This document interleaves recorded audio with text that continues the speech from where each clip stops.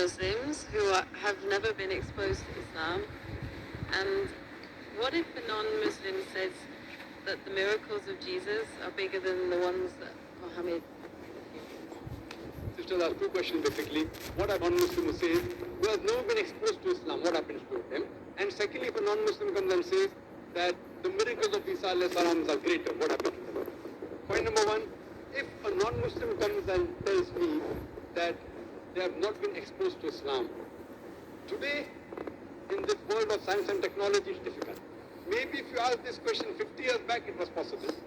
Today in this age of science and technology, especially the media bombarding misconception about Islam, you are exposed to Islam, maybe the wrong Islam, maybe pseudo-Islam, that Muslims are terrorists, Muslims are fundamentalists, Islam is a religion of killing, it degrades the woman, it subjugates the woman. They may be exposed to Islam, but wrong Islam. Now what happens to a non-Muslim who is not exposed to the right teaching of Islam? I feel if a non-Muslim hears something in the media, or any human being hears something in the media, he should not take it for granted. The Quran says in Surah Hujurat, chapter 49, verse number 6, whenever you get information, check it up before you pass it on to the third person. Whenever you get information, it is important that the person checks up whether the information is right or wrong. As far as the message of Islam is concerned, what if a non-Muslim may be living in an island, may be living in Timbuktu, or living somewhere where he doesn't have any knowledge of Islam? First, it's the duty of every Muslim to convey the message to non-Muslims, irrespective of whether we convey or not. Allah says in the Quran in Surah Fusilat, chapter number 41, verse number 53, Allah says, سَنُورِيهِمْ آيَاتِنَا فِي الْآفَاقِ وَفِي أَنفُسِهِمْ حَتَّى يَتَبَّيَّنَ لَهُمْ أَنَّهُ الْحَقُّ.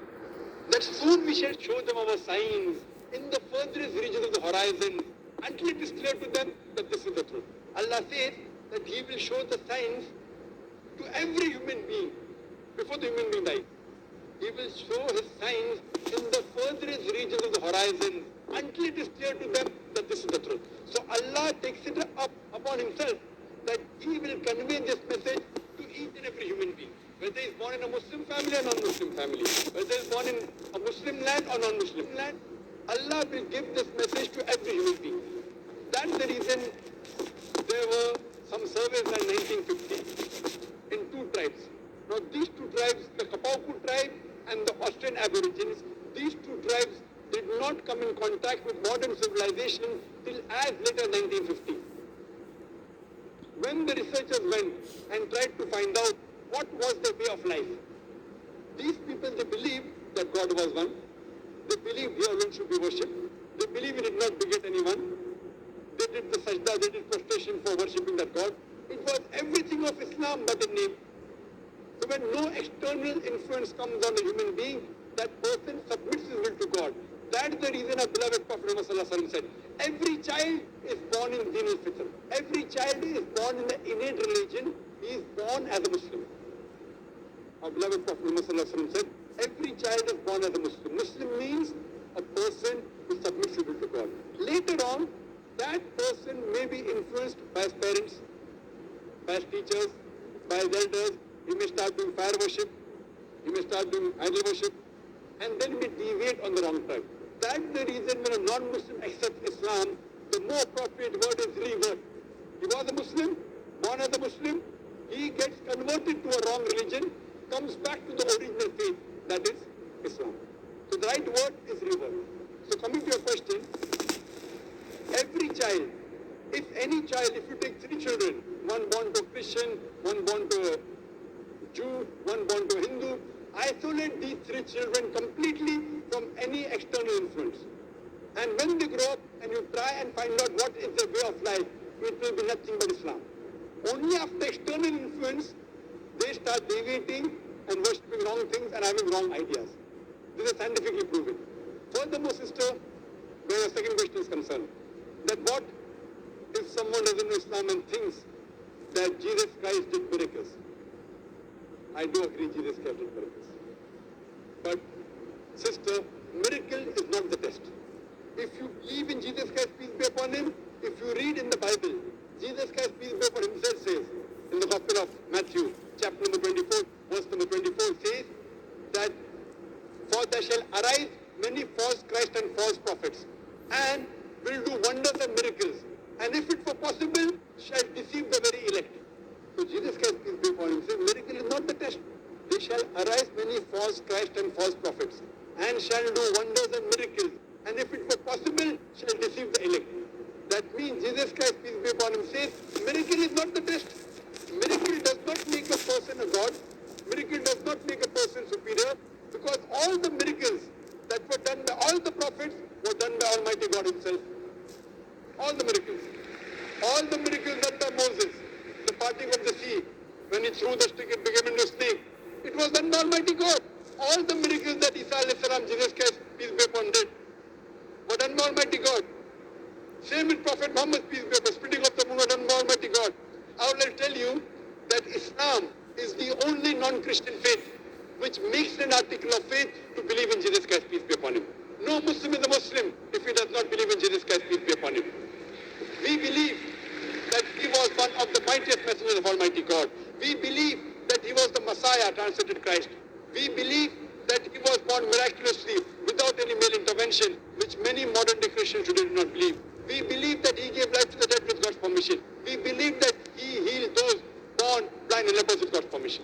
The Christian and the Muslims, they are going together.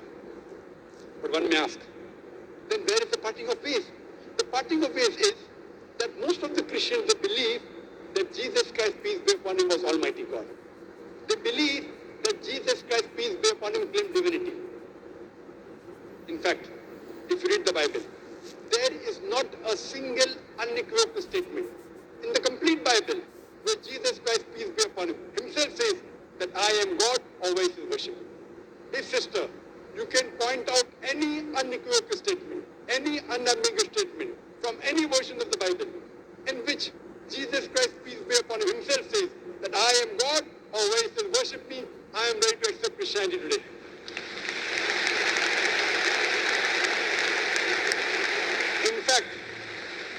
In fact, if you read the Bible, Jesus Christ, peace be upon him, said, it's mentioned in the Gospel of John, chapter number 14, verse number 28, Jesus Christ, peace be upon him, said, my Father is greater than I.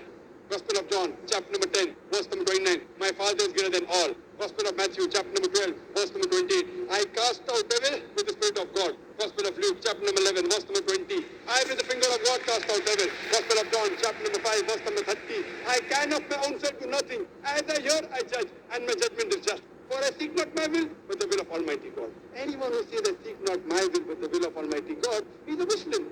Jesus Christ, peace be upon him, is a Muslim. He never claimed divinity. He never said that he was Almighty God. He clearly mentioned, it's mentioned in the Gospel of John, chapter number 14, verse number 24. He said that the words that you hear are not mine, but my Father's who has sent me. It's mentioned in the Gospel of John, chapter number 17, verse number 3. This is life eternal, so that you may know there is one God and Jesus Christ who thou hast sent. It clearly mentioned that Jesus Christ was a messenger. It's mentioned in the Gospel of Matthew, chapter 19, verse number 16 to 18, that a person approaches Jesus Christ, peace be upon him, and asks him, that good master, what good things should I do so that I shall enter eternal life? So Jesus Christ, peace be upon him, says, why thou callest me good? Leave aside God, G-O-D. Why thou callest me good, G-O-D? For there is only one good, and that is the Father in heaven. And if thou want to enter eternal life, you keep the commandments.